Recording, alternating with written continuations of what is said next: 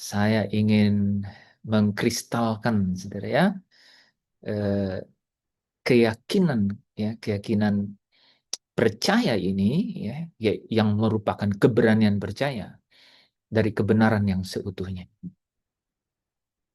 dibangun dengan cara yang benar, gitu ya. Jadi memang ada cara yang benar membangun keberanian percaya itu. Saya mau ulang sedikit, gitu ya. Kemudian setelah itu nanti kita apa eh, jelaskan beberapa poin selanjutnya ya. Kita baca ulang nih 1 Yohanes 4 ayat 17 dan 18. Mungkin Mira bisa baca 1 Yohanes 4 ayat 17 dan 18.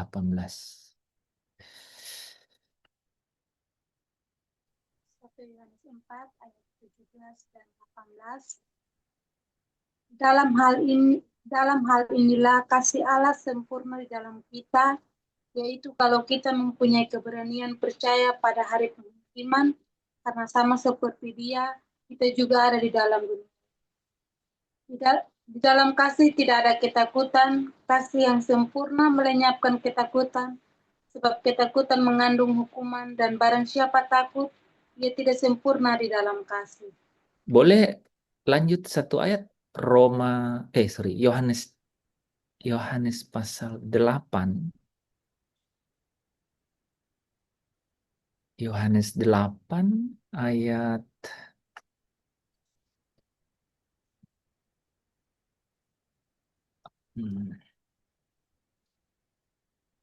ayat 12. Yohanes 8 ayat 12. Di bab Yesus adalah terang dunia. Maka Yesus berkata pula kepada orang banyak, katanya, Akulah terang dunia. Barang siapa mengikut aku, ia tidak akan berjalan dalam kegelapan, melainkan ia akan mempunyai terang hidup. Jadi dia tidak akan berjalan dalam kegelapan, gitu. Dulu kan kita bertanya-tanya tuh ya, waduh enak banget itu kalau tidak berjalan lagi di dalam kegelapan, kan? Kan itu luar biasa gitu, ya. Satu lagi Yohanes pasal 1,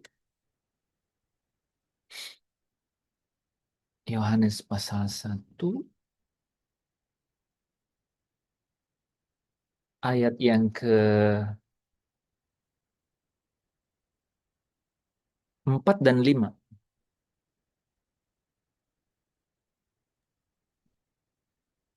Yohanes pasal 1 ayat 4 dan 5. Dalam Dia ada hidup, dan hidup itu adalah terang manusia. Terang itu bercahaya di dalam kegelapan, dan kegelapan itu tidak menguasainya. Saudara pasti tidak asing dengan kalau gelap itu takut ya. Siapa yang takut kalau gelap? Gitu ya. Itu kan tidak asing ya. Bahkan kebanyakan kita bisa memahami, oh rupanya di dalam kegelapan orang takut. Gitu. Bukan hanya gelap tanpa cahaya yang membuat orang takut. Tapi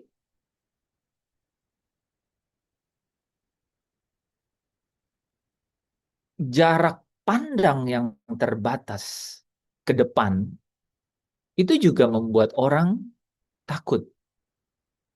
Saya ini kan supir ya teman-teman. Salah satu eh, apa pekerjaan saya ya. Itu kalau jarak pandang itu tidak bisa jauh, kita tuh ya agak takut gitu loh saudara ya untuk eh, mempercepat laju kendaraan. Gitu. Apalagi kalau gelap saudara. Wah, ya. Nah, eh, ada ketakutan gitu. Jadi kegelapan itu sangat terkait langsung dengan takut. Makanya saudara dan saya harus di-redeem, harus ditebus gitu dari kerajaan kegelapan. Supaya apa?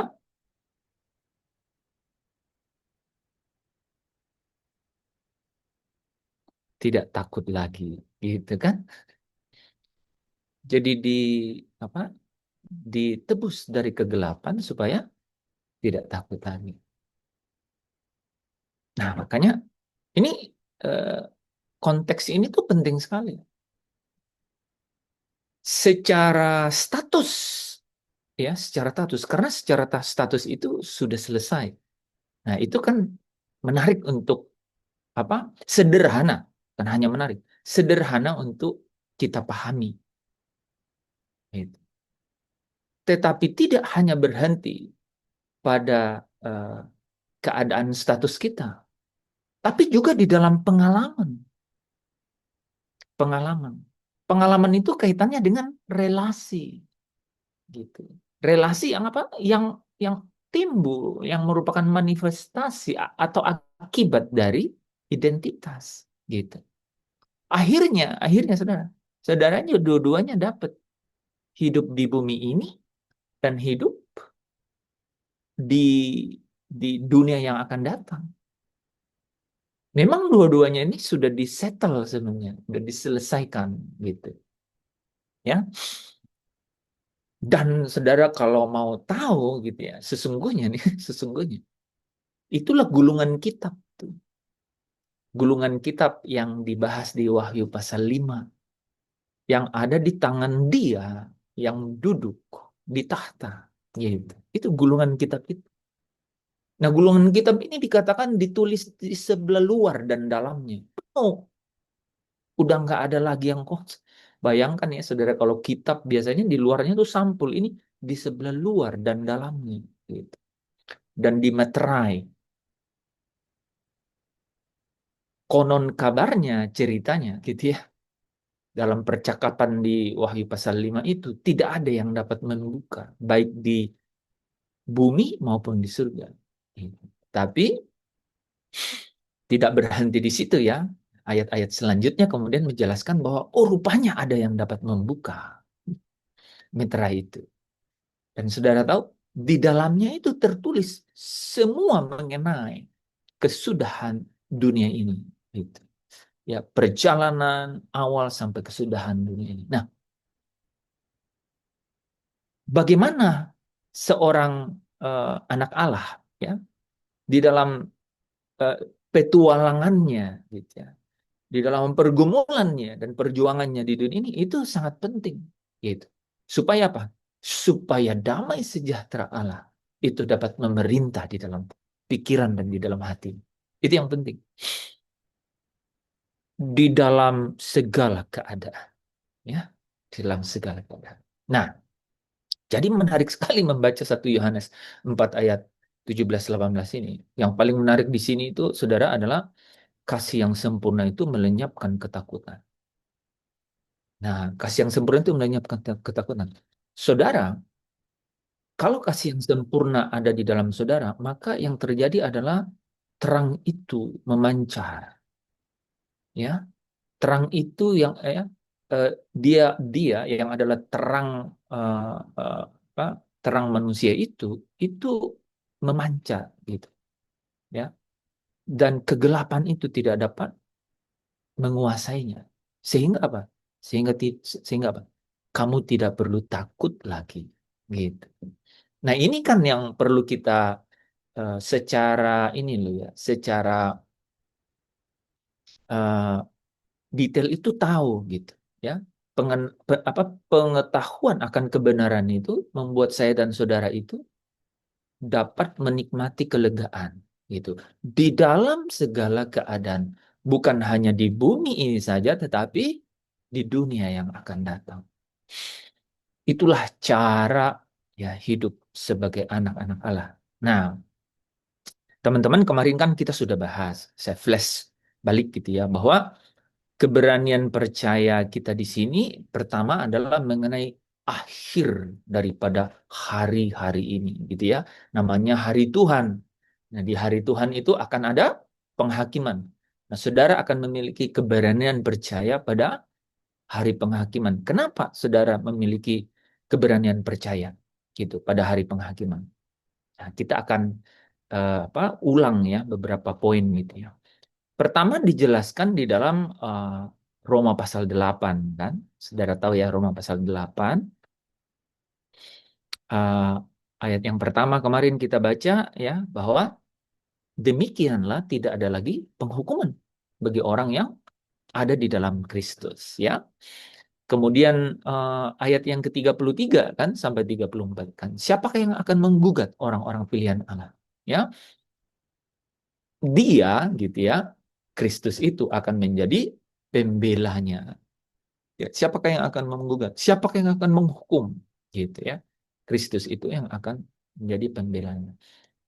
Terus Roma 8 ya ayat 15 dan 16 ya. Kamu tidak ya, kamu tidak apa katanya?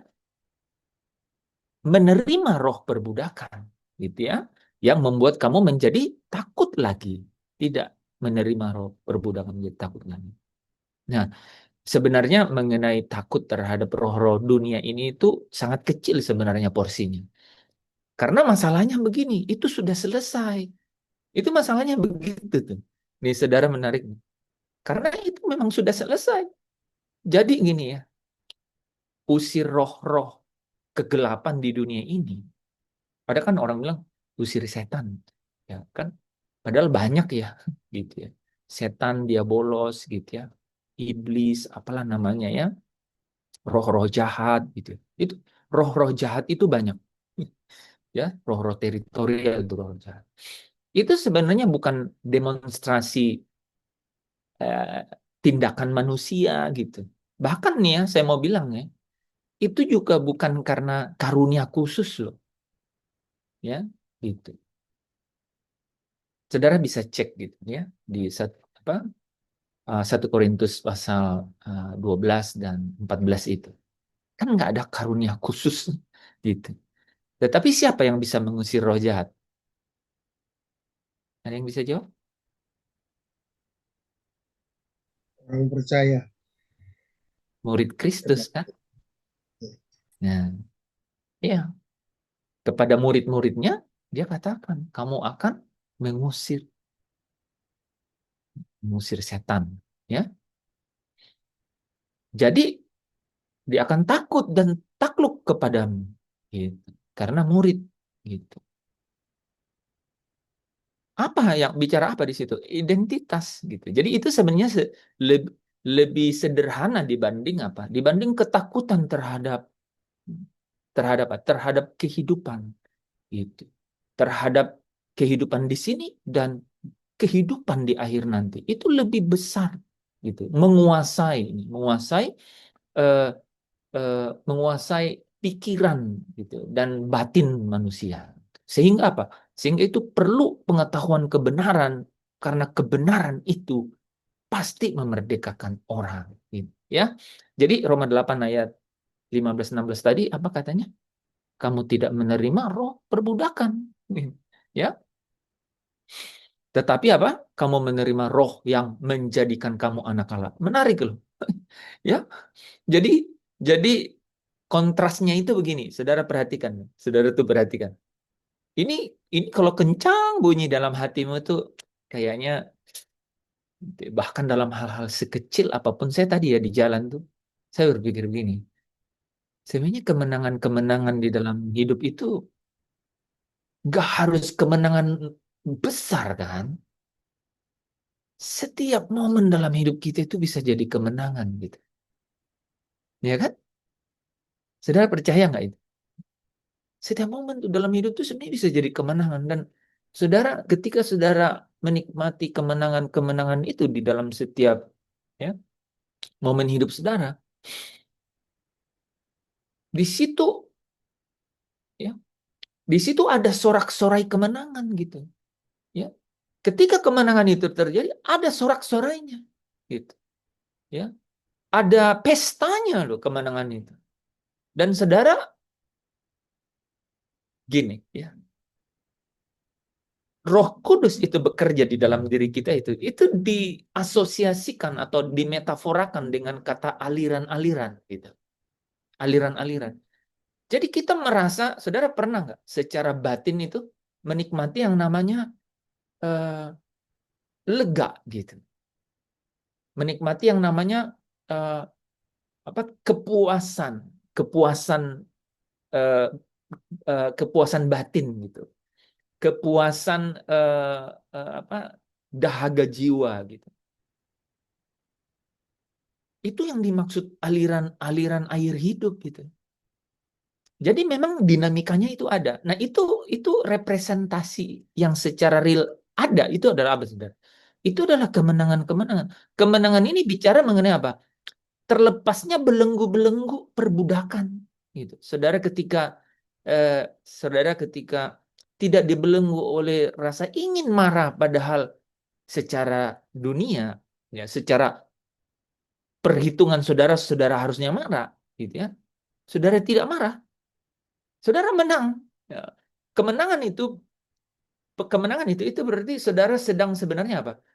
Sedang tidak terbelenggu gitu. Supaya apa? Supaya seharusnya saya begini. Saudara bilang tidak, gitu kan? Saudara mengalami kemenangan. Nah, kemenangan itu saudara bisa nikmati secara batin. Itu saudara bisa rasakan dan saudara bisa apa? eh, seperti di dalam spirit gitu ya, saudara sedang mengumpulkan ya harta gitu ya. Dan saudara nanti di bagian-bagian akhir saya akan bawa ke situ, saudara sedang masuk di dalam pengudusan gitu. Pengudusan sebenarnya. Itu proses pengudusan. Pengudusan itu terjadi dari setiap kemenangan yang saudara terima dalam hidup. Mungkin saudara berpikir ya, bayangkan itu. Ya. Pengudusan di dalam hidup kita itu dari kemenangan-kemenangan dalam setiap momen dalam hidup. Gitu. Nah, kemenangan ini bicara mengenai saudara tidak terbelenggu oleh apa?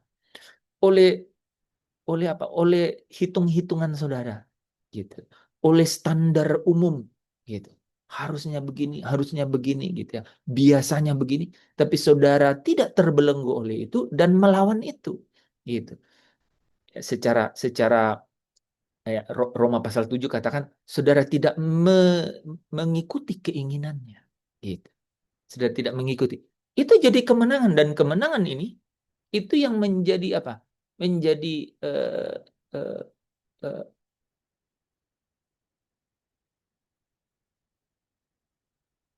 dasar-dasar di dalam pengudusan saudara gitu.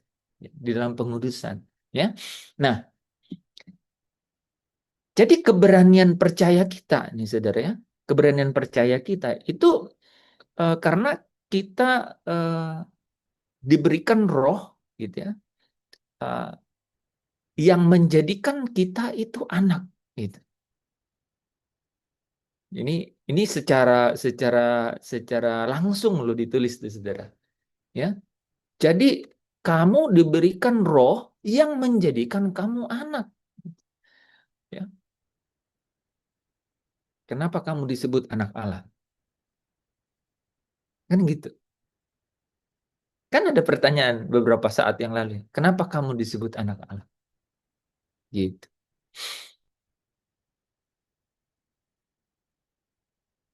Itu jawaban yang paling valid nih saudara ya. Itu adalah karena roh Allah itu berdiam di dalam kita. Gitu. Ya. Karena kamu dipimpin oleh roh Allah. Jadi mulai dari kamu berdiam itu artinya termeterai di dalam kamu. Kamu anak Allah. Identitas gitu. Ya. Terus kamu dipimpin oleh roh Allah. Kamulah anak-anak Allah gitu. Oke. Ya, kemudian karena roh Allah itu ya kan, karena roh Allah itu yang dimeterai di dalam saudara, kamu mendengar Injil kebenaran sehingga percaya kepada Kristus. Maka ketika kamu percaya kepada Kristus, kamu adalah anak Allah. Ya, itu urutannya itu banyak, itu ayat-ayatnya ada semua tuh.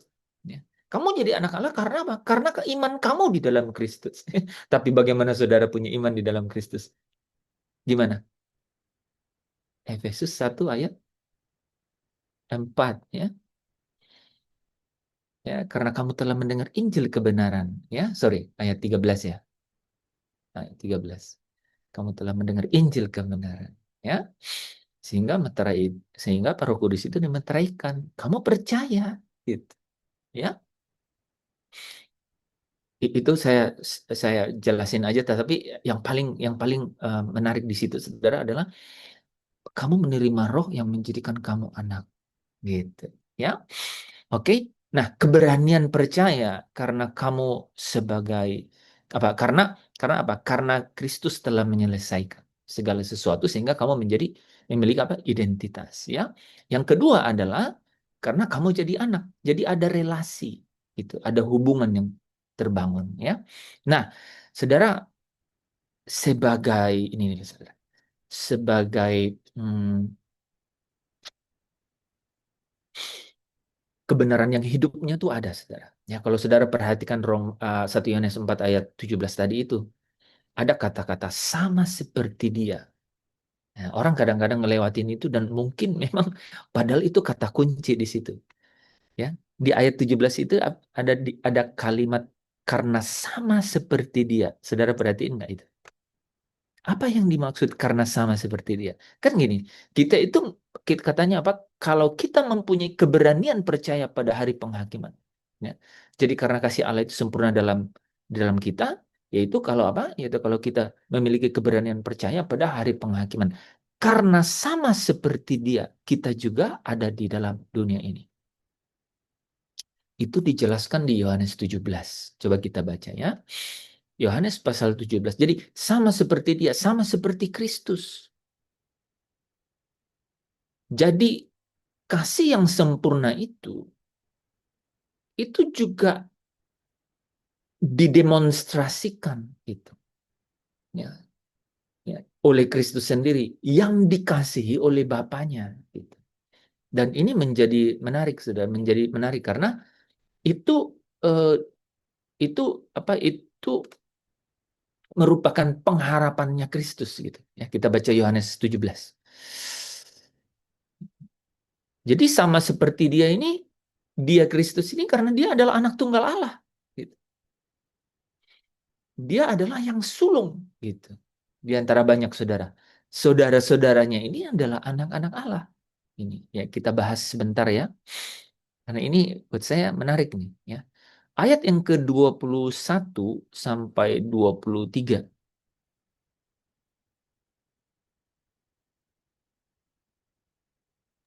Dari mana tadi kita tahu? Yohanes 17. Yohanes 17, ya. Yohanes 17. Jadi ini tuh doa Yesus kan sebagai anak tunggal Allah, ya kan? Ayat 21 sampai 23. Supaya mereka semua menjadi satu sama seperti Engkau, ya Bapa, di dalam aku dan aku di dalam Engkau, agar mereka juga di dalam kita, supaya dunia percaya bahwa Engkaulah yang telah mengutus aku. Dan aku telah memberikan kepada mereka kemuliaan yang Engkau berikan kepadaku, supaya mereka menjadi satu sama seperti kita adalah satu. Aku di dalam mereka dan Engkau di dalam aku, supaya mereka sempurna menjadi satu, agar dunia tahu bahwa Engkau yang telah mengutus aku, dan bahwa Engkau mengasihi mereka sama seperti Engkau mengasihi aku. Amin. Jadi di ayat 23 sebelum kita dari atas, ya, itu tiba-tiba muncul kata apa? Hah?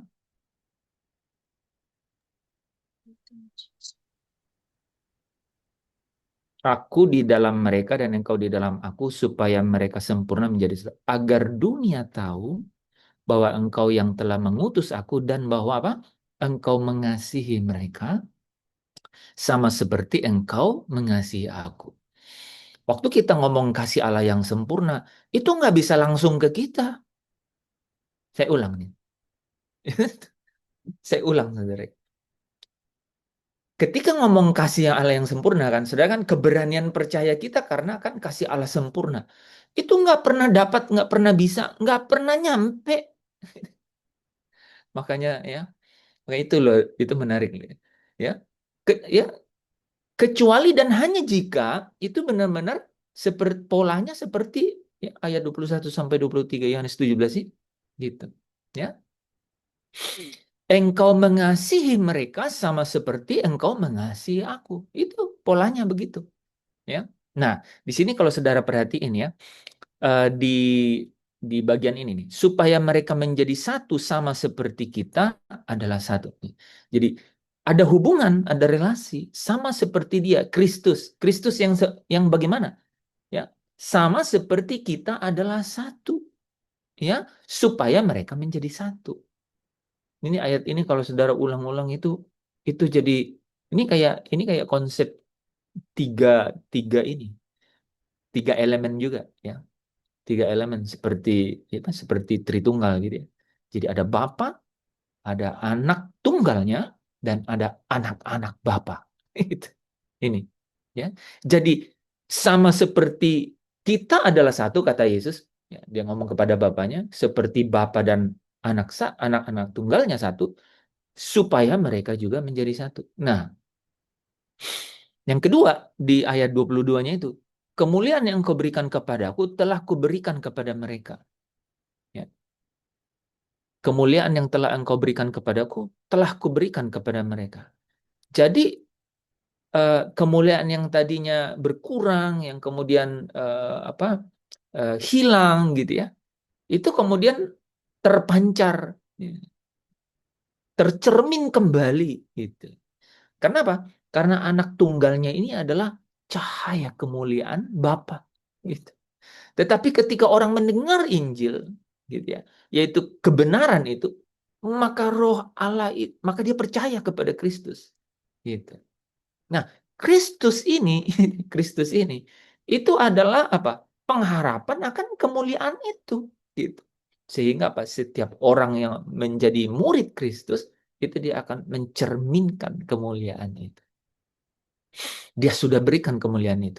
Jadi ada relasinya menarik. Relasinya selain relasi kasih, dia relasi relasi apa kasih yang membawa relasi ini itu akhirnya termanifestasi di dalam kemuliaan gitu ya. Karena kemuliaan itu datangnya dari Bapa gitu ya, dan Yesus ini adalah eh, cahaya dari kemuliaan itu gitu, maka ketika mereka menjadi satu gitu ya, punya relasi gitu ya, maka anak-anak Allah ini juga mencerminkan kemuliaan itu. Ya, di situ dikatakan di ayat 23, aku di dalam mereka, nih ya. Saudara perhatikan ya, aku di dalam mereka. Yesus berkata gitu. Yesus di dalam kita dan engkau di dalam aku, Bapa di dalam Kristus, supaya mereka sempurna menjadi satu. Agar dunia tahu bahwa engkau yang telah mengutus aku dan bahwa engkau mengasihi mereka, supaya seperti sama seperti engkau mengasihi aku.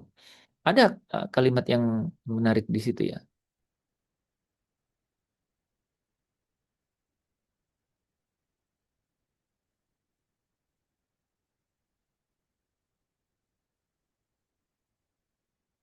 Ya, itu yang paling penting sih ya. Jadi sama seperti dia, sama seperti Kristus gitu ya. Jadi eh, kasih yang dimaksud kasih yang sempurna itu tipologinya itu ada di dalam Kristus. Kemudian sebagai anak tunggal Allah, kemudian eh, itu bisa tercermin di dalam anak-anak Allah gitu ya. Oke. Eh, Sekali lagi, rupanya relasi di sini itu relasi yang sudah dibangun sejak awal dan itu sudah selesai, ya. Nah, jadi Yohanes pasal 17 yang barusan kita baca itu adalah dasar relasional. Jadi sedekat apa, seintim apa hubungan itu? Yesus tuh mau berkata begitu. Makanya di ayat 24, ya teman-teman kalau baca ayat 24-nya itu apa? Aku doa, aku berdoa, aku minta katanya kan? Coba baca ayat 24-nya. Ya Bapa, aku mau supaya dimanapun aku berada, mereka juga berada bersama-sama dengan aku. Mereka yang telah Engkau berikan kepadaku, agar mereka memandang kemuliaanku, yang telah Engkau berikan kepadaku, sebab Engkau telah mengasihi aku sebelum dunia dijadikan. Menarik ya. Nih, manifestasi kasih itu adalah supaya dimanapun aku berada, mereka berada. Dan saudara perhatiin nggak? Ya, eh, jadi eh, saudara perhatiin nggak ya? Eh, Yesus manifestasi akhir dari kemuliaan yang Kristus dapatkan itu, kan dia katakan seperti kemuliaan yang kau berikan kepadaku, kan? Kan kemuliaan yang kau berikan kepada manifestasi akhirnya itu apa? Supaya supaya supaya supaya supaya mereka ini menjadi satu, dan itu maksudnya apa? Supaya dimanapun aku berada, ya, mereka juga berada. Nah, tetapi menarik ya, ketika dia katakan supaya mereka memandang kemuliaanku, ya, itu ada kalimat terakhirnya, karena engkau telah mengasihi aku. Jadi kasih itu sangat apa? Jadi kasih itu timbul manifestasinya di dalam kemuliaan, gitu. Ya. Nah, kasih ini membawa ke dalam bagaimana caranya kasih itu termanifestasi di dalam kemuliaan. Karena kasih membawa ke dalam relasional. Oke, saya loncat tuh satu tuh. Karena kasih membuat identitas sebagai anak. Dan identitas sebagai anak itu membawa ke dalam satu relasional atau hubungan. Gitu. Hubungan ini itu yang membuat orang mencerminkan kemuliaan. Itu saudara-saudara, kalau saudara ingat 2 Korintus pasal 3 ayat 18. Gitu. Semakin saudara memiliki relasi hubungan itu, maka apa yang terjadi? Apa yang terjadi? Itu kita mau bahas tuh. Itu menarik soalnya. Apa yang terjadi itu? Ya, tapi saya singkat dulu supaya saudara bisa loncat juga nanti ke situ ya. Apa yang terjadi? Yang terjadi adalah pembaharuan. Saudara diubah. Ada pembaharuan.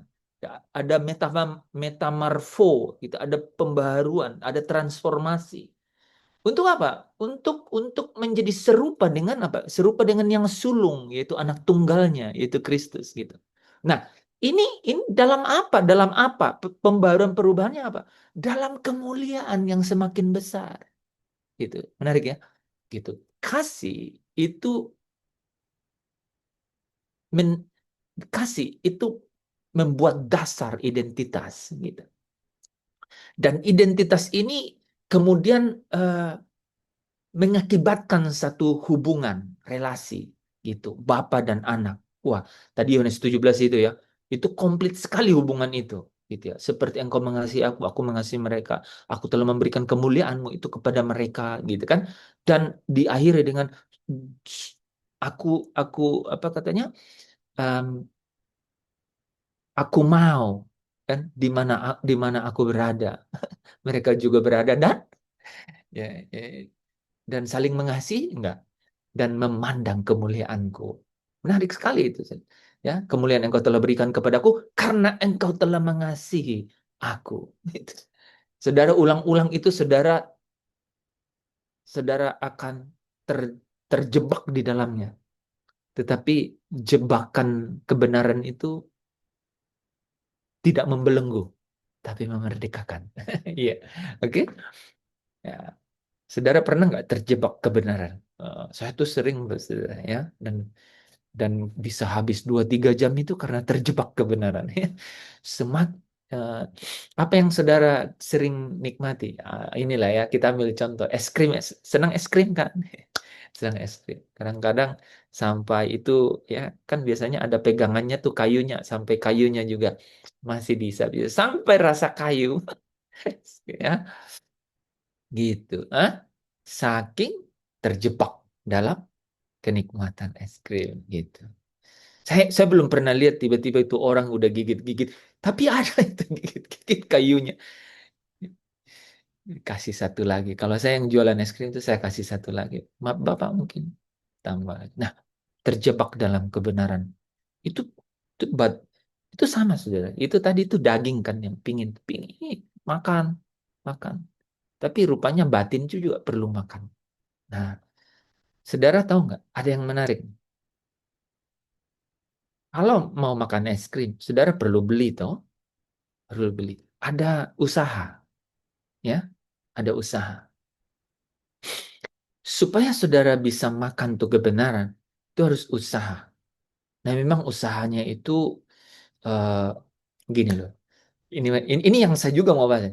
Usahanya itu memang tidak bisa usaha manusia sih, gitu. Nggak bisa usaha manusia. Karena eh, karena gini, eh,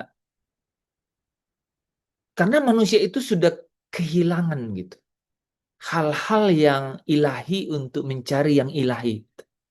Ya, Roma pasal 3 gitu. Gak ada orang yang mencari Allah. Gak ada genuinnya nggak gitu. Saudara kalau sadar-sadar, tapi saya yang cari Allah. Nah itulah kasih karunia. Tiba-tiba kok Anda bisa cari Allah? Itu kasih karunia. Sungguh-sungguh itu kasih karunia. Maka itu ciri-ciri saudara ada materi Roh Kudus. Itu orang yang tidak ada materi itu nggak gini, saudara. Saya kasih kata, nggak punya cita rasa kebenaran. Nggak bisa.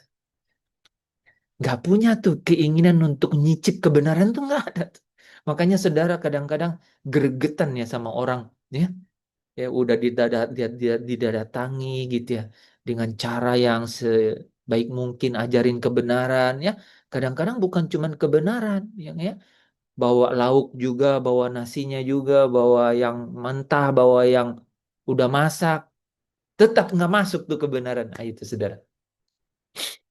Betapa bersukacitanya kita kalau kita menerima tuh mata hati terang gitu sehingga kita mencari kebenaran itu. Nah, memang bukan usaha kita, tapi saudara tahu nggak? Eh, kamu memang tidak terbelenggu lagi gitu, tidak terbelenggu lagi. Tetapi apa? Kamu perlu menyerahkan. Nah ini kuncinya di situ. Kalau tadi es krim itu saudara perlu uang untuk beli, gitu. Beli baru buka ini baru makan. Kalau saudara nggak punya uang ya nggak bisa gitu. Tapi kalau kebenaran itu sebenarnya sudah ini saudara, sudah dibeli dan lunas dibayar. Tetapi saudara harus menyerahkan apa yang saudara serahkan. Ini apa saudara serahkan? Yang saudara serahkan adalah anggota-anggota tubuh saudara. Supaya menjadi hamba kebenaran. Baru saudara bisa menikmati itu kebenaran. Baru saudara bisa terjebak di dalam kebenaran. Gitu. Contoh praktis. Itu Alkitab tidak akan terbang tuh dari meja terus datang di depan saudara. Enggak. Tidak bisa tuh HP itu tiba-tiba buka-buka sendiri terus buka Lukas, Yohanes gitu. Enggak bisa. Enggak bisa gitu. Itu contohnya. Saudara harus menyerahkan tuh anggota tubuh saudara dengan cara apa? Dengan apa? Dengan bergerak, meraih gitu. Mengingini gitu. Meraih dan mengingini itu saudara, itu harus membuang beberapa daftar gitu. Aduh, lagi malas. Nanti aja. Tadi pagi sudah. Daftar-daftar itu harus dicoret baru kemudian aku gak mau. Gimana yang tadi itu? Apalagi tuh baca Yohanes 17 ayat 21 sampai 23 tadi, sampai 24. Saudara mau-maunya bacanya 24-nya aja kan. 21, 22, 23-nya kan udah muter-muter baca ini sih maksudnya gitu. Tapi saudara semakin mau baca, saudara malah terjebak di dalam situ. Jadi saudara kalau baca ayat belum ngerti, baca ulang. Belum ngerti, baca ulang. Gitu. Belum ngerti, baca ulang. Saudara itu terjebak di dalam itu, malah ikut dalam aliran itu. Nah, ya. Jadi, nah, eh, tidak lagi, bukan roh perbudakan yang membuat saudara terbelenggu. Belenggu itu membuat saudara takut. Tetapi roh yang menjadikan kamu anak Allah. Ya. Jadi ada dasar, yaitu identitas, yang kemudian itulah yang menjadi relasional atau hubungan gitu ya. Nah, itulah yang membuat manifestasi kasih Allah menjadi sempurna di dalam kita. Itulah yang menjadi alasan keberanian percaya. Nah, saudara ulang-ulang kalimat ini menjadi triggernya. Keberanian percaya. Ada dua. Keberanian percaya akan hari akhir nanti, namanya penghakiman. Dan keberanian percaya menghadapi hari-hari di dunia ini. Saudara harus punya keberanian percaya. Nah, kita lanjut ya.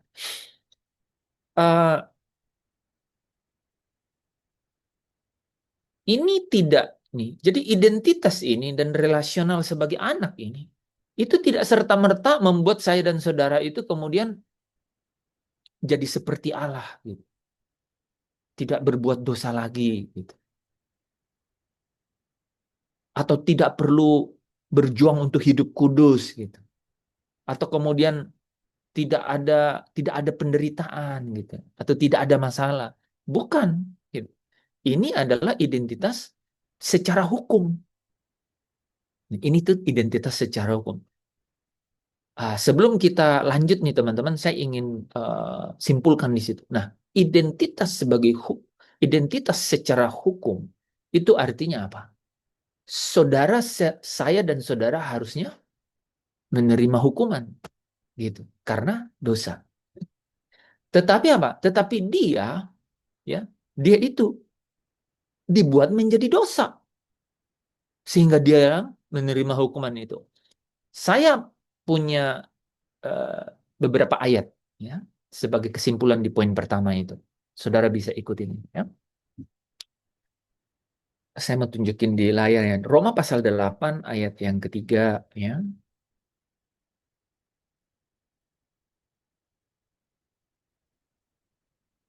Ini kesimpulan di poin pertama ya, teman-teman.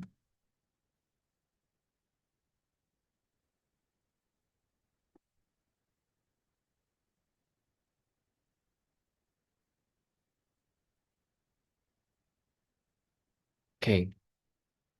Nah, bagaimana caranya secara hukum itu kita memiliki secara hukum itu membuat kita itu memiliki keberanian percaya akan hari penghakiman gitu. Karena apa? Gitu. Karena rupanya hukuman itu oke, sebentar ya. Kita tambah ayat satunya ya. Ya. Jadi kita berani percaya itu, kita keberanian percaya itu karena apa? Karena karena tidak ada penghukuman lagi gitu. Ya. Tidak ada penghukuman lagi. Kenapa tidak ada penghukuman lagi, Saudara? Karena apa?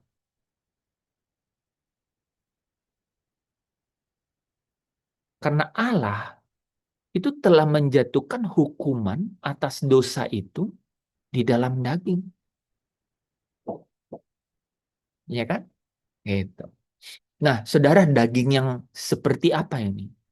Ini daging yang benar-benar tuh mewakili apa? Ini. Daging yang serupa dengan daging yang dikuasai dosa. Sehingga ternyata terbukti bahwa apa? Bahwa hukuman itu saudara tidak dihukum karena Kristus yang menanggung hukuman itu. Saudara tidak ada penghukuman karena apa? Karena Allah menjatuhkan hukuman itu, dosa itu di dalam daging. Dan daging ini itu adalah apa? Adalah daging anaknya sendiri di dalam daging, gitu. Dan hukuman ini itu dijatuhkan di dalam kehinaan gitu. Itu membuktikan bahwa benar-benar daging ini adalah daging yang hina. Makanya Filipi 3 ini katakan apa? Tubuh kita yang hina. Karena apa? Karena itu benar-benar daging yang di dalam kehinaan. Berlangsunglah hukumannya itu. Ini saudara kalau baca ya Kisah 8:33 ini adalah Filipus nih ya. Filipus gitu bercerita kepada sida-sida nih ya Kisah 8 ini mengutip Yesaya 53 gitu ya. Dia ditikam ya karena apa? Pelanggaran kita ya. Nah, jadi betullah bahwa dia itu benar-benar yang tidak mengenal dosa dibuat menjadi dosa gitu. Supaya apa? Supaya benar-benar hukuman atas dosa itu dapat dilakukan. Ya. Apa akibatnya? Akibatnya adalah tubuh kita yang hina ini itu bisa diubah untuk menjadi serupa dengan tubuhnya yang mulia gitu. Ya. Tubuh yang mulia ini dari mana? Ya. Tubuh yang mulia ini. Nah, ini kita baca ya, teman-teman. 1 Korintus 15 ayat 20 sampai 23 ya. Ini menarik buat saya karena disinilah ya. Kenapa kita bilang bahwa kita itu tidak dihukum lagi gitu. Tetapi yang benar ialah bahwa Kristus telah dibangkitkan dari antara orang mati. Jadi kebangkitan itu bukti bahwa saudara tidak dihukum lagi gitu. Ya, Kristus telah dibangkitkan dari orang mati. Ini ada 2 kali terjadi sebagai yang sulung. Nah, nanti diulang di bawah saudara. Kristus sebagai buah sulung gitu. Artinya yang lebih dahulu bangkit. Sebagai yang sulung dari orang-orang yang telah meninggal.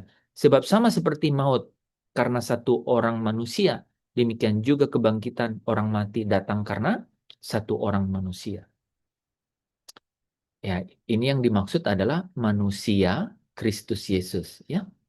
Karena sama seperti semua orang mati di dalam persekutuan dengan Adam, ini yang dibilang satu orang manusia yaitu Adam, demikian pula semua orang akan dihidupkan kembali dalam persekutuan dengan Kristus. Ya, ini satu orang ini, ya, yaitu Kristus, ya.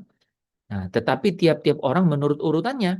Kristus sebagai buah sulung, sesudah itu mereka yang menjadi miliknya pada waktu kedatangannya, ya, pada waktu kedatangannya. Dikatakan di sini kita menantikan Tuhan Yesus Kristus gitu. Yaitu pada waktu kedatangannya. Nah, maka sempurnalah ya pernyataan Yesus sendiri di Yohanes 6 ayat 40. Inilah kehendak. Saya naikinnya. Inilah kehendak Bapakku, yaitu apa? Supaya setiap orang yang melihat anak dan yang percaya kepadanya beroleh hidup yang kekal. Hidup yang kekal itu apa? Aku membangkitkannya pada akhir zaman. Kenapa orang bisa dibangkitkan? Karena apa? Karena Kristus telah bangkit. Sehingga barang siapa yang percaya, dia ikut turut dalam persekutuan dengan Kristus yang sudah bangkit. Gitu. Karena Kristus telah menanggung hukuman itu, maka tidak ada lagi penghukuman. Itulah keberanian percaya kita kepada Dia, ya. Nah, itu secara hukum, ya. Itu secara hukum. Itu poin pertama. Secara hukum kita punya identitas. Nah, identitas ini ya itu menuntun kita kepada apa? Satu hubungan relasi. Hubungan dan relasi inilah yang kita itu sedang hidupi di tengah-tengah dunia ini. Yang membuat saya dan saudara bersukacita dalam pengharapan gitu ya.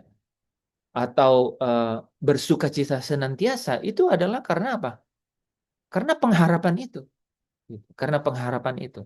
Nah, pengharapan itu tidak pernah mengecewakan. Karena apa? Karena ada kasih. Gitu. Kasih yang telah dinyatakan oleh Roh Kudus ya di dalam diri kita. Gitu. Sehingga ada pengharapan. Gitu. Tak ku tahu kan hari esok. Gimana? Namun Namun langkahku tetap. Nah, saudara perhatikan nggak? Namun langkahku tegap. Wah, Tidak mudah kan langkah kita tegap kan gitu. Saudara langkahnya bakal tegap kalau saudara punya keberanian percaya. Gitu. Kalau saudara punya keberanian percaya. Nah, keberanian percaya ini kaitannya sama hidup kita hari ini. Yang pertama udah selesai tadi ya, kaitannya sama hari akhir nanti, yaitu hari Tuhan, yaitu penghakiman. Nah, itu sudah selesai karena identitas. Hukuman itu, ya secara hukum, saudara sudah eh, memiliki identitas. Tidak ada penghukuman. Tetapi secara hidup hari ini, yaitu apa? Relasi, hubungan sebagai anak Allah. Nah, apa yang membuat saudara bisa tegap gitu? Ya, langkah kita tegap karena apa? Karena ada relasi, karena ada hubungan, ya, yaitu sebagai anak Allah gitu.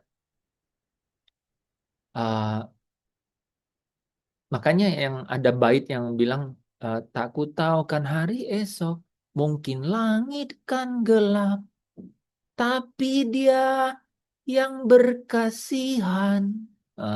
Menarik ya? Melindungiku tetap, saudara. Ya, jadi kita tidak tahu hari esok. Ya, mungkin langit kan gelap, tetapi dia yang berkasihan muncul ada kata kasih. Kasih itu menjadi jaminan saudara dapat perlindungan. Kok bisa? Karena kasih itu membuat saudara memiliki relasi sebagai anak dan dia adalah Bapa. Bapamu yang di surga tahu apa yang kau perlukan. Elohim sekali-kali tidak akan meninggalkan engkau. Dan sekali-kali tidak akan pernah membiarkan engkau. Itu kenapa saudara begitu yakin? Tidak akan meninggalkan engkau dan tidak akan membiarkan. Kenapa? Karena identitas saudara sebagai anak. Karena ada relasi sebagai anak Allah. Saudara, uh,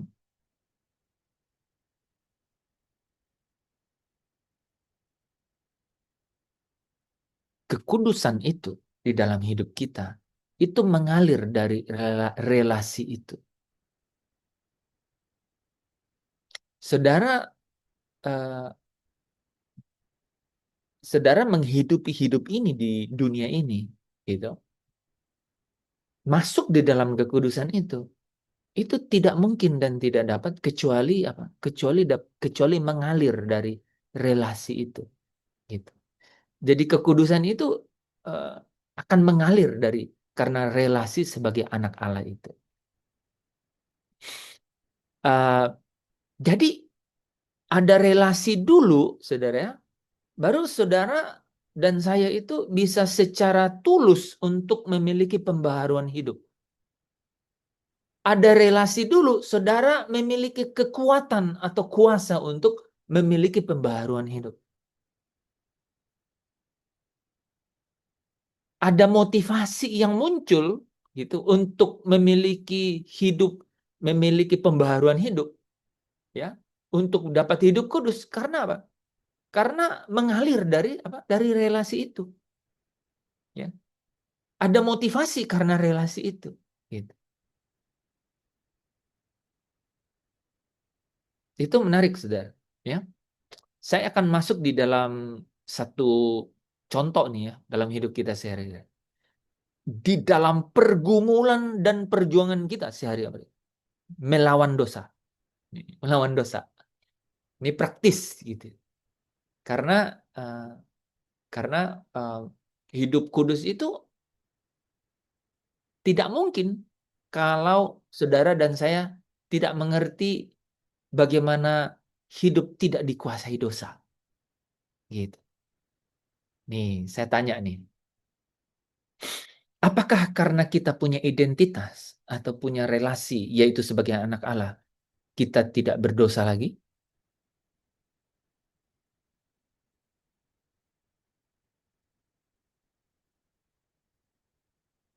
Nah, coba baca 1 Yohanes 1 ayat 8.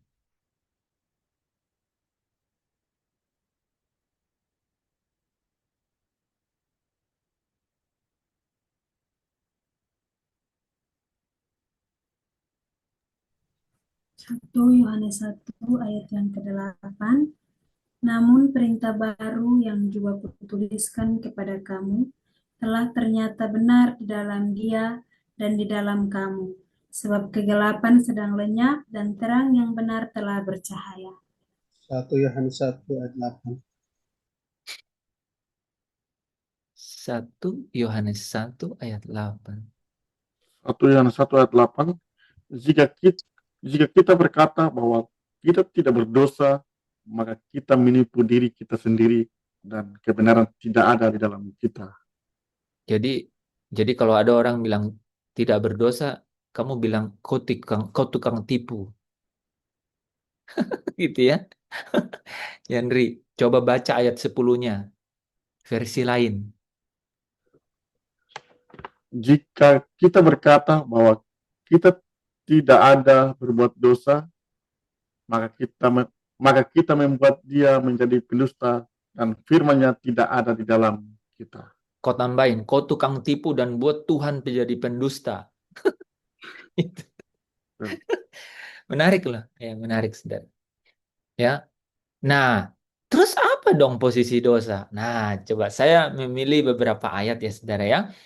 Di Roma pasal 6. Ini bagian akhir lah ya. Jadi di dalam relasi ini ya, di dalam relasi itu ada dinamika. Oke? Ini konteksnya dulu nih. Poin pertama sudah selesai tadi ya. Di dalam kasih yang sempurna itu ya, keberanian percaya kita itu eh, terhadap hari penghakiman itu karena kasih Allah yang sempurna itu. Nah, itu kan nanti hari terakhir. Nih hari-hari hidup kita bagaimana? Nah, kekuatan kasih Allah yang sempurna itu juga menjadi nyata, yaitu apa? Ketika kita hidup sebagai anak-anak Allah, di dalam relasi sebagai anak. Karena apa? Karena roh Allah ya berdiam di dalam kita. Gitu ya.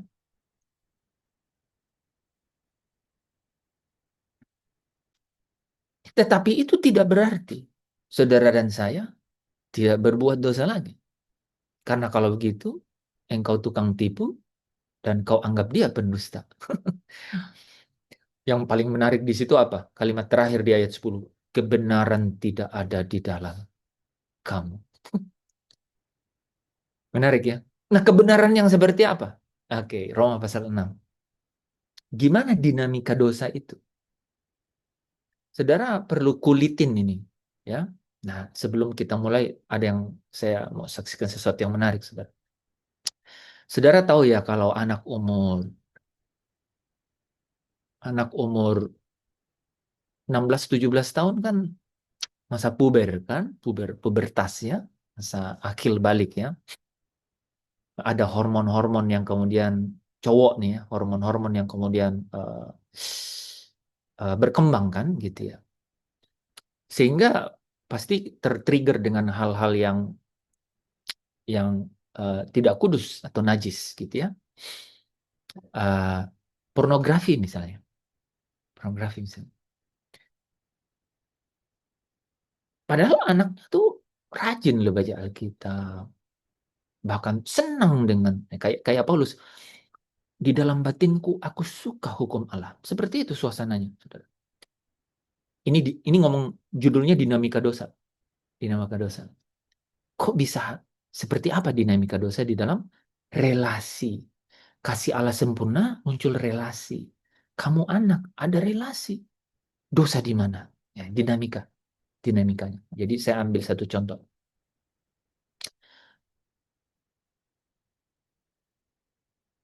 Satu hari itu tiba-tiba dia ketahuan, saudara. Lihat satu situs pornografi, saudara.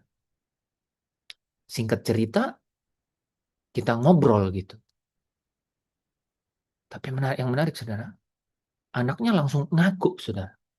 Gitu. Anak ini langsung mengaku, dan kemudian ketika mengaku, itu dia cerita bahwa memang dia dibelenggu gitu. Dan dia menarik. Dan dia juga berjuang untuk, ya, dia bahkan bertanya, gimana caranya untuk tidak terbelenggu dengan ini? Karena dia mau keluar dari situ. Menarik ya. Jadi ada konflik, ada pergumulan. Gitu ya. Di pergumulan itu ada perjuangan. Secara bahasa psikologinya itu ada konflik. Gitu. Paulus di Roma pasal 7 konflik. Dia konflik. Dia ingin ya yang baik yang kukehendaki tapi yang jahat yang kulakukan. Konflik. Dinamikanya ada. Tetapi ketika dia terbuka seperti itu, nah makanya saudara, kebenaran pertama, jangan hidup di dalam kegelapan.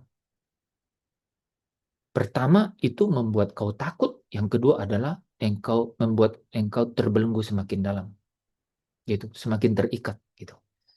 Caranya gimana?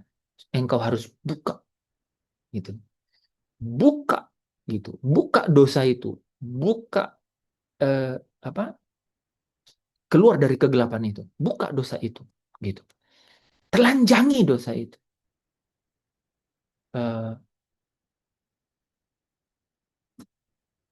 Ya telanjangi kejahatan itu, telanjangi kekotoran itu, kenajisan itu, gitu. Dan bagaimana caranya? Ya nggak harus buka-bukaan di depan umum. Kau buka aja sama satu orang, itu udah terbuka. Ya cari orang yang tepat gitu ya. Kakak rohani, teman rohani gitu ya. Gitu. Buka, maka apa? Maka belenggu itu kekuatannya itu eh, melemah gitu. Gitu. Dan ada yang menarik, saudara. Pada saat saudara buka, iblis itu ketahuan deh gue gitu ya. Nih, saudara. Eh,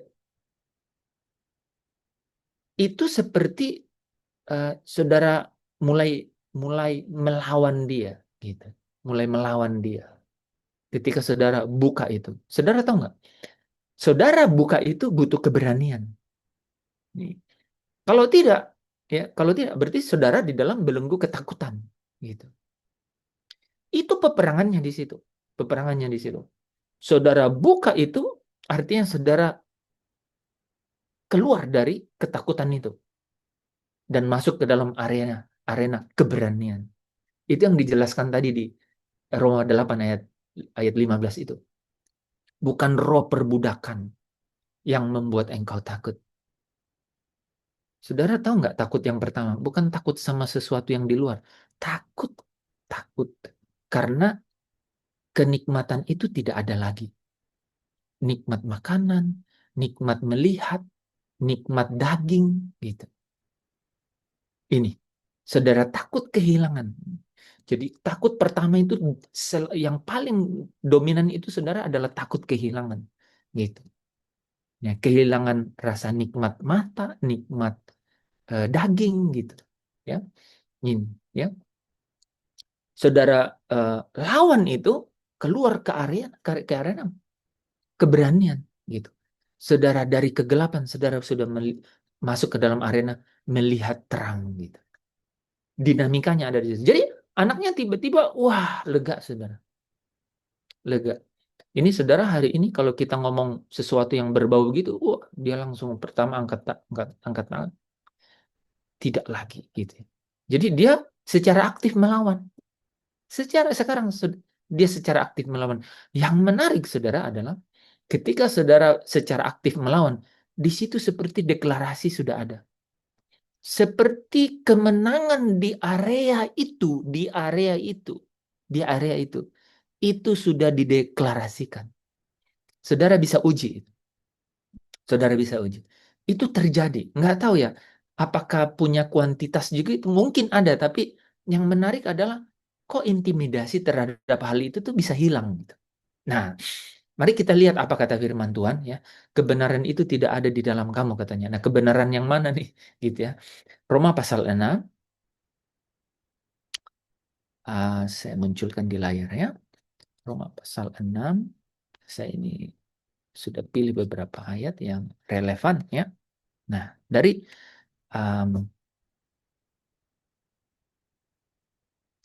ini ada ya, nih ada 5 ayat. 6, 12, 14, 18, 22. Jadi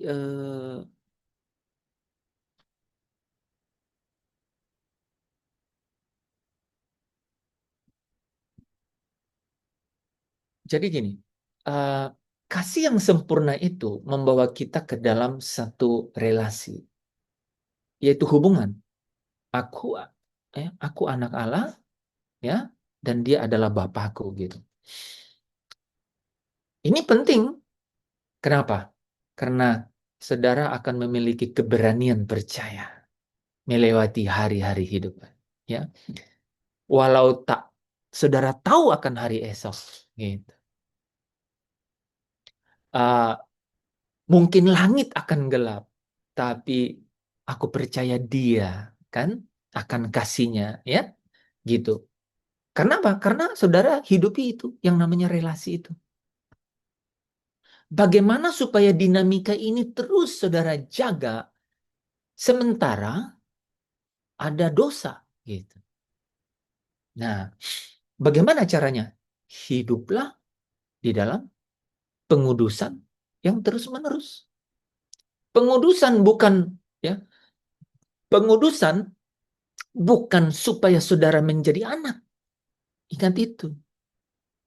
Saudara najis hidupnya, saudara tetap anak. Itu saya sampai ngomong kata itu. Ya, perempuan yang didatangi Yesus itu, dosamu diampuni, jangan pergi dan jangan buat dosa lagi. Dia mau bilang begini, hari ini kau udah jadi anak, gitu. Jangan hidup di dalam dosa lagi, walaupun dosa itu masih tetap ada.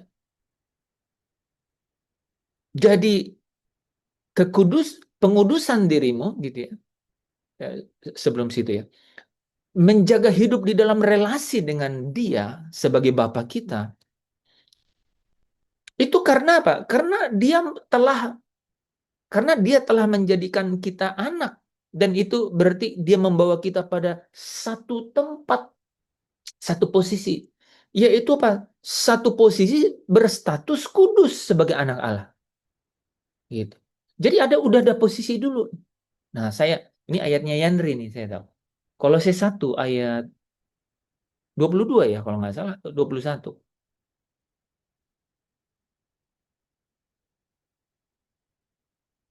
Itu yang akan menjabatani kita nih maksudnya.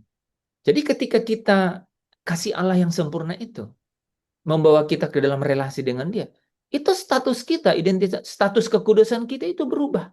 Nah, ini ayatnya. Kolose 1 ayat yang ke-22.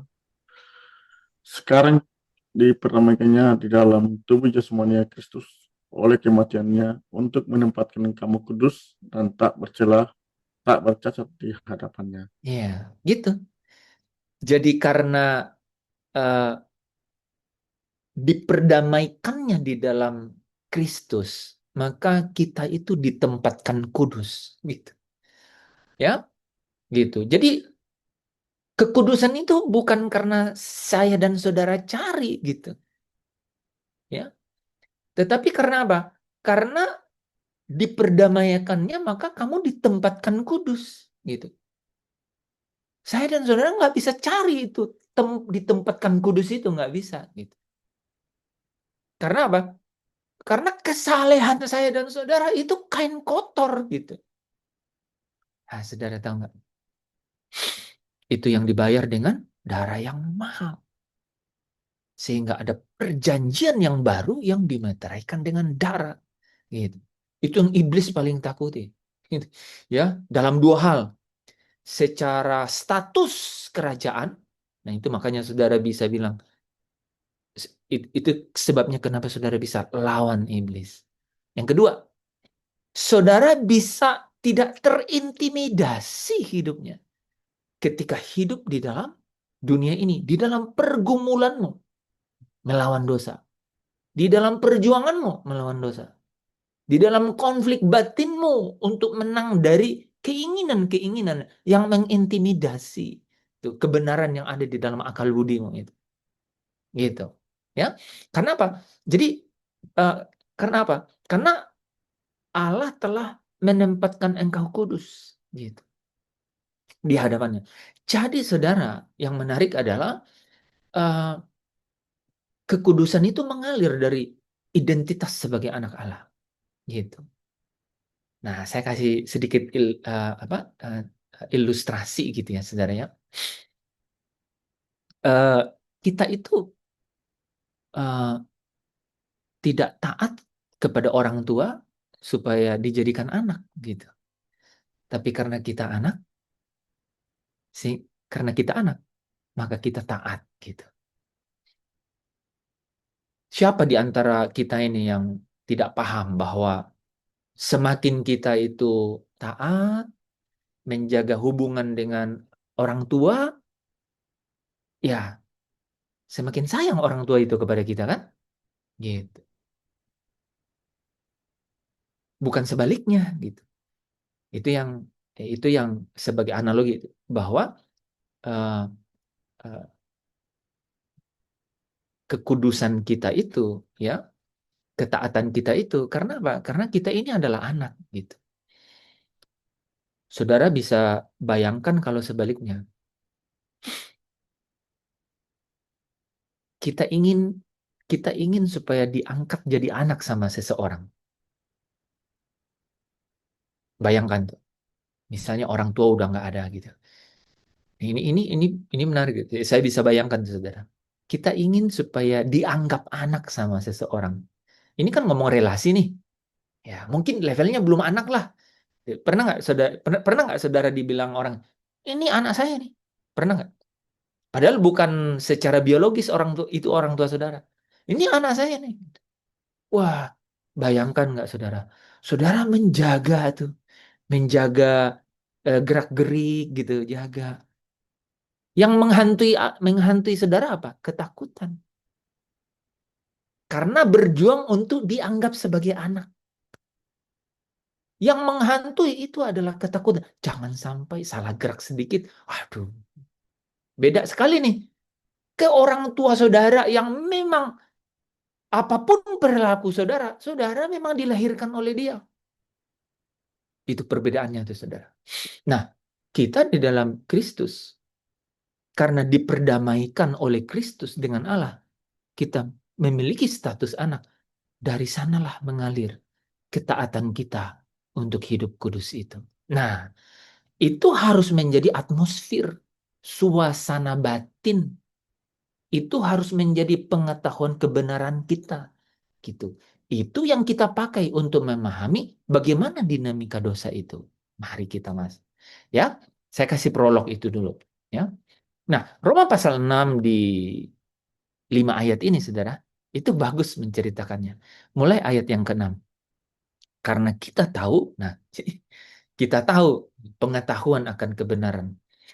Manusia lama kita telah turut disalibkan supaya tubuh dosa kita hilang kuasanya.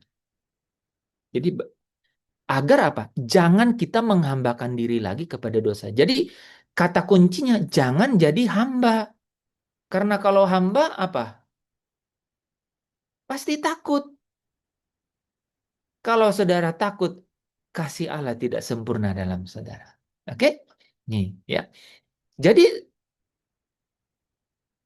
karena manusia lama kita sudah turut disalib, maka jangan jadi hamba dosa lagi. Gitu. Tadi sudah dimulai ya. Kalau ada orang yang kalau kita berkata kita tidak berdosa, maka apa? Kita tukang tipu dan kita anggap dia pendusta. Oke? Jadi gimana dong melihat dinamika dosa dalam hidup kita? Oke. Dosa itu sudah turut disalib. Sehingga jangan jadi hamba dosa lagi. Ayat 12. Sebab itu hendaklah, apa katanya? Dosa jangan berkuasa lagi. Nah, kalau jangan jadi hamba dosa, maksudnya apa? Dosa jangan berkuasa lagi ya di dalam tubuhmu yang fana. Sehingga kamu ya supaya kamu jangan lagi menuruti keinginannya. Ini bagus nih di sini. Jadi jangan jadi hamba dosa lagi.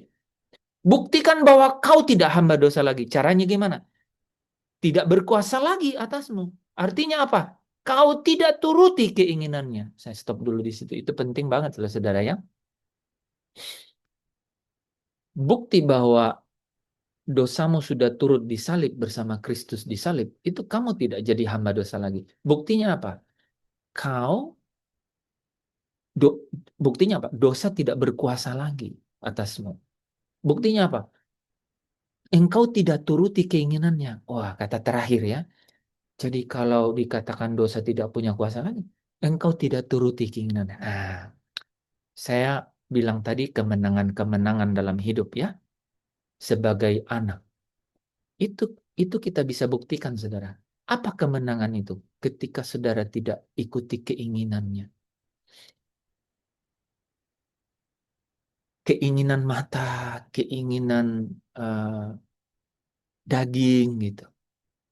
Ketika saudara tidak ikuti keinginan, itu bukti bahwa dosa itu sudah turut disalib gitu. Bahwa engkau tidak lagi diperhamba oleh dosa itu. Gitu. Ya, engkau tidak ikuti lagi keinginannya. Kita lanjut ya. Ayat 14. Nah, ini menarik karena ujungnya kekudusan gitu. Sebab kamu tidak akan dikuasai lagi oleh dosa. Ya, tadi di sini ya. Hilang kuasanya. Terus muncul tidak akan dikuasai lagi. Oke? Karena apa? Kamu tidak berada di bawah hukum karena kamu tidak berada di bawah hukum Taurat tetapi di bawah kasih karunia. Di sini ada kata kunci. Kamu tidak kamu tidak nih. Kamu tidak akan dikuasai lagi oleh dosa. Karena apa? Karena pembenaranmu itu bukan karena ketaatanmu terhadap larangan-larangan atau perintah-perintah. Tetapi apa? Karena kasih karunia. Karena apa? Karena karena kuasa dosa itu tidak ada lagi di dalammu. Karena apa? Karena kuasa dosa itu sudah turut disalibkan. Gitu. Buktikanlah itu bahwa engkau tidak menjadi hamba lagi. Bahwa tidak lagi berkuasa atasmu dengan cara apa? Tidak menuruti keinginannya. Ya. Jadi kamu dikuatkan oleh itu karena kasih karunia ya gitu. Jadi jangan kuat-kuatan nih saudara nih. Balik ya. Waduh, kenapa ya gua jatuh? Jangan terintimidasi karena kau jatuh dalam dosa. Oke? Jangan terintimidasi karena kau jatuh dalam dosa. Tapi bangkitlah bahwa apa? Dosa ini kuasanya sudah tersalibkan bersama dengan Kristus. Ya, itu kasih karunia. Ya, itu pemberian Allah. Aku dibebaskan dari kuasa dosa itu. Bangkit dan lawan lagi. Ya, buktikan bahwa engkau tidak diperhamba. Jadi tahu nggak saudara? Ya, pergumulan kita, konflik kita melawan dosa ini, itu adalah apa? Ada buktikan bahwa engkau selalu menang. Saudara, kalau saya bilang menang, ada pertandingan nggak? Ada. Itulah pertandingan pergumulan melawan dosa. Sehingga saudara menang. Gitu. Kalau dibilang menang, pernah kalah nggak saudara? Ya, pernah kalah, oh jelas-jelas kan. Kalau kita berkata kita tidak berdosa, tukang tipu dan bilang dia pendusta. Itu kata itu paling enak saudara diingat, gitu ya. Artinya saudara ya jatuh, tetapi apa? Jangan diperhamba oleh dosa, ya. Tetapi hendaklah engkau berkuasa, itu tidak mengikuti keinginannya. Ya. Kita masuk ya, poin terakhir. 2 ayat terakhir. Saya suka nih ayat 18. Nah, kalau demikian apa katanya? Kamu telah dimerdekakan dari dosa dan menjadi hamba kebenaran. Jadi ada titik kulminasi, ada titik putar gitu. Ada titik putar yang langsung berubah. Jadi kamu nih, jadi tidak jadi hamba, engkau jangan dosa berkuasa lagi, jangan menuruti keinginannya lagi gitu ya. Dosa tidak berkuasa lagi atasmu. Artinya apa? Kamu telah dimerdekakan dari dosa dan menjadi hamba kebenaran. Nah, saudara, ayat 22 berkata apa? Sekarang setelah kamu dimerdekakan dari dosa dan setelah kamu menjadi hamba Allah, ini hamba kebenaran, jadi hamba Allah di sini, hamba Elohim. Kamu beroleh apa? Buah. Menarik sih. Jadi saudara, kekudusan itu adalah buahnya. Ya, buahnya. Ya, kamu beroleh buah yang membawa kamu kepada pengudusan, gitu. Ya, kamu beroleh buah yang membawa kamu kepada pengudusan. Ini pengudusan itu satu proses, gitu. Ini yang disebut di dalam reform itu adalah sanctification, ya, pengudusan, gitu. Dan sebagai kesudahannya ialah hidup yang kekal. Sebagai kesudahannya adalah pemuliaan, gitu. Ya, adalah pemuliaan. Makanya saudara nanti kalau baca ayat 23-nya, ini adalah eh, eh, kemuliaan sebagai anak-anak Allah. Yaitu apa? Yaitu pembebasan tubuh atau redemption of body. Nah, jadi dinamika di dalam kita sebagai anak Allah di dalam menghadapi dosa itu seperti Roma pasal 6 ini. Kalau kamu telah dimerdekakan dari dosa itu, artinya dosamu itu kuasanya turut disalibkan bersama Kristus, maka apa katanya? Jadilah hamba kebenaran, jadilah hamba Elohim, ya. Yang apa? Yang sehingga apa? Sehingga kamu akan beroleh buah, gitu. Ya. Buah yang membawa kamu kepada pengudusan, gitu. Yang kesudahannya adalah hidup yang kekal. Sampai di situ saudara bisa ikutin? Jadi kekudusan itu bukan syarat untuk menjadi anak, tetapi apa?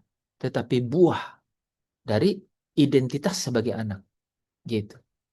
Maka kamu hidup dalam kekudusan, gitu. Jangan dosa berkuasa atas kamu lagi, gitu. Ya, artinya apa? Kamu dimerdekakan dari dosa. Jadilah hamba kebenaran, ya. Jadilah hamba kebenaran. Jadi kekudusan itu bukan tiket masuk, tetapi hasil hidup di dalam kebenaran. Nah, saya tutup dengan ini, saudara, ya. Bagaimana caranya hidup sebagai hamba kebenaran itu? Roma pasal 8 ayat 1, 10, dan 13. Ya.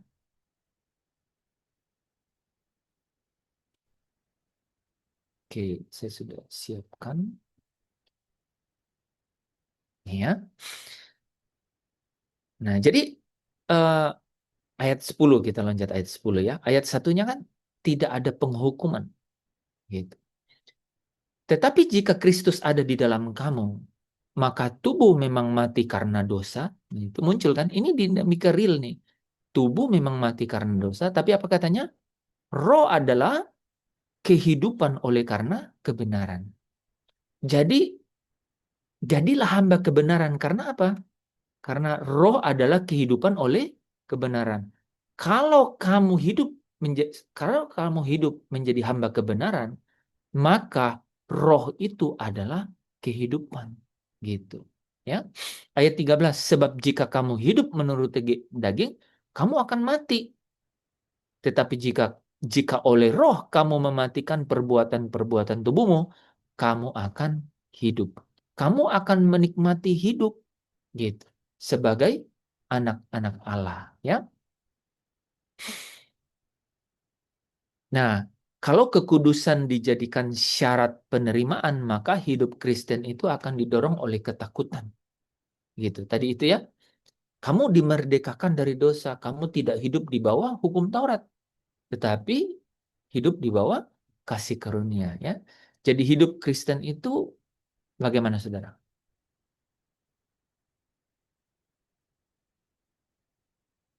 Hmm?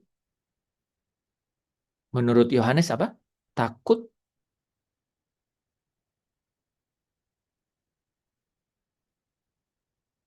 Takut itu artinya dia belum sempurna dalam kasih, gitu.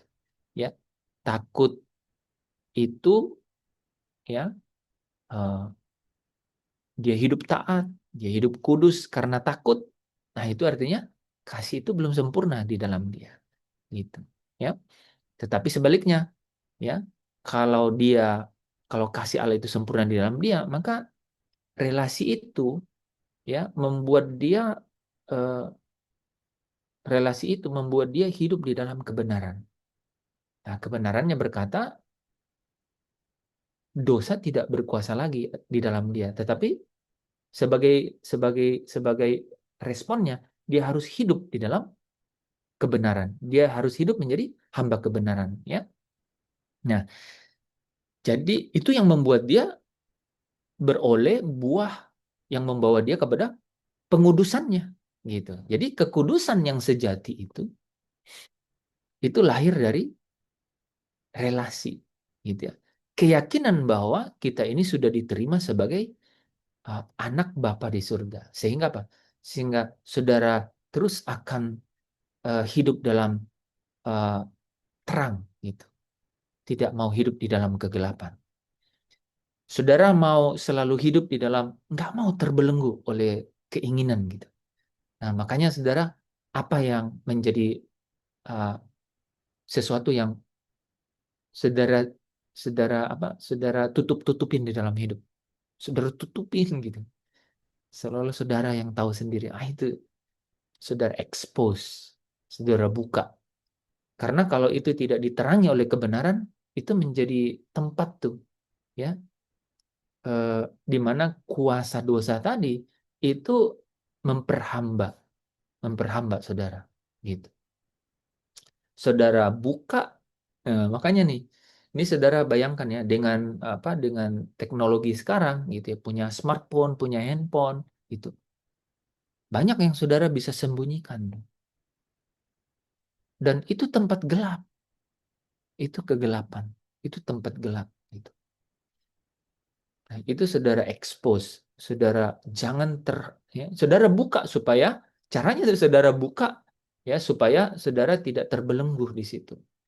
Nah, kalau saudara terbelenggu di situ, itulah itu yang mengatakan bahwa saudara itu menjadi hamba, apa katanya? Eh,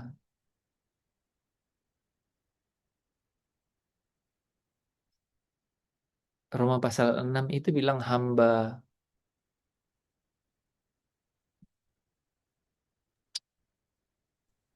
Allah. hah? Bukan, kalau kita terikat terbelenggu itu Roma pasal 6 itu menyebutnya ayat yang ke-19. Hamba kecemaran dan kedurhakaan. Coba yang pakai kata-kata yang spesifik loh. Nah, kita bisa terasa kan, apakah perbuatan yang kita kerjakan lakukan itu konotasinya menjadi hamba kecemaran dan hamba kedurhakaan. Nah, saudara tangkap nih, ya. Ini di paling terakhir nih. Ketika kita ada di dalam atmosfer itu atau ada dalam kita pasti rasa takut. Bukan hanya takut mengenai hari penghakiman. Saya kasih ini, saudara refleksi ini. Tapi takut menghadapi hari-hari hidup di dunia ini juga. Betul atau betul? Bayangkan tuh, kebenarannya kayak begitu. Itu sebenarnya bisa dibuka seperti itu, saudara. Jadi saya balik nih, bagaimana supaya kau berani menghadapi hari esok? Ya, yang katanya mungkin langit kan gelap. Ya caranya apa? Sadarilah bahwa engkau itu dikasih, ada kasih. Tapi dia yang berkasihan melindungiku tetap. Gimana supaya kau bisa berani percaya bahwa dia melindungi? Ini masuk dalam poin terakhir. Kalau kau tidak hidup di dalam kegelapan, kalau kau tidak menjadi hamba kecemaran dan kedurhakaan, pasti kau punya keberanian percaya bahwa dia yang berkasihan melindungiku tetap. Benar nggak? Amin, amin. Iya.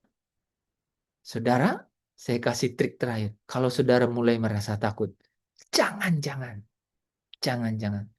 Saudara sedang ada di dalam bayang-bayang kegelapan gitu. Jangan-jangan kita sedang ada di dalam diperhamba oleh kecemaran dan kedurhakaan. Kalau kau Kalau kamu sudah dimerdekakan, jadilah hamba kebenaran. Dan dengan demikian kasih Allah itu pasti sempurna di dalam saudara.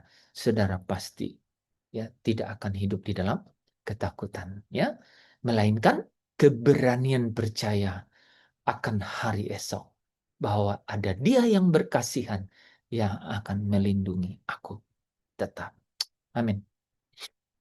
Bapa, kami mengucapkan syukur karena kami menerima kebenaran itu. Kebenaran itulah yang memerdekakan kami, membawa kami ke dalam kelegaan, bahwa bahkan ketenangan jiwa.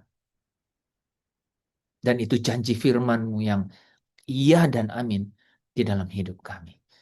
Tolong setiap kami Tuhan, hamba dan setiap anak-anak-Mu yang ada di dalam Zoom malam hari ini, supaya firman ini boleh hidup, berbuah berkali-kali lipat. Artinya Engkau bawa kami ke dalam kebenaran dan menyingkapkannya di dalam hidup kami. Di dalam setiap pergumulan dan perjuangan. Di dalam setiap konflik momen hidup kami. Supaya kami keluar menjadi pemenang. Yaitu menjadi hamba kebenaran. Yang akan membawa buah di dalam hidup kami. Kepada pengudusan kami setiap hari. Dan setiap orang yang hatinya kudus akan melihat Allah. Setiap hari mata hati rohani kami akan melihat Engkau. Terpujilah Engkau di atas segala-galanya. Untuk setiap kebenaran yang boleh Engkau nyatakan. Meteraikan di dalam setiap anak-anak-Mu. Bukakan lebih lagi supaya kami dapat melihat kemenangan-kemenangan di dalam setiap momen hidup kami. Setiap hari Tuhan, hari lepas hari. Di dalam Kristus Yesus, Sang jalan, kebenaran, dan hidup itu, kami mengucap syukur dan berdoa. Haleluya.